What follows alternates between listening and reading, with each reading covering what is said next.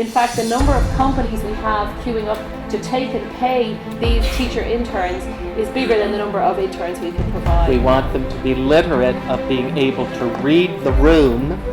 So I'm going to tell you a story about science, technology, health, and education. There's a concern around the world about how is it that we help young people develop in ways. 第一个是国际化，第二个是数字化，第三个是大学科。当然。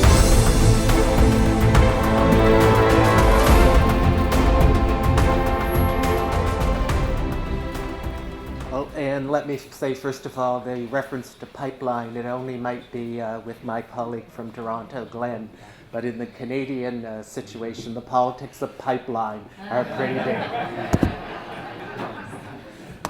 Also, this might be extremely relevant this morning, since I've heard a lot yesterday about post-deanship therapy, wounded, recovery, and the trauma that one experiences of being a dean.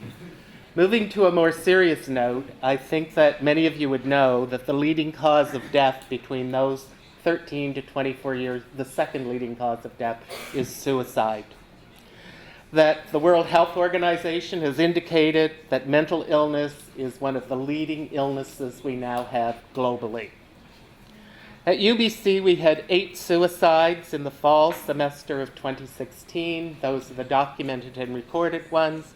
We are a large university of 66,000, so this is actually below the average in the Canadian context for suicide on university campuses. The stress level experienced by students in schools is clearly increasing.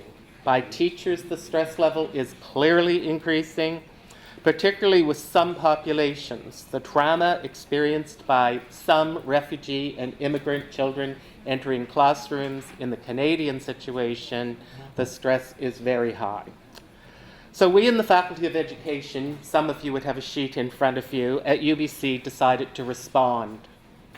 Working closely and collaboratively with the Ministry of Education to develop this as a competency for teachers in terms of mental health literacy, and I'll talk a bit about that. Working closely with school districts throughout the province so that we would be working with in-service teachers and working with our own faculty, with our pre-service, 800 of them, teacher education candidates, with our graduate students, both masters and our doctoral students, our postdoctoral, our staff, and our faculty. So my verb is infiltrate throughout the entire faculty the issue of mental health literacy. Now, what is then mental health literacy? Many of you would know, if you work in the area of health or in the popular discourse, you would hear the notion of health literacy or health literacies now. So we developed the notion of mental health literacy. So we're not interested in our teacher education candidates becoming diagnosticians, and we're very careful of our approach to this. We want them to be literate about their own mental health. We want them to be literate of being able to read the room in the students with whom they teach in relation to these issues, and be able to actually do appropriate referrals in the community.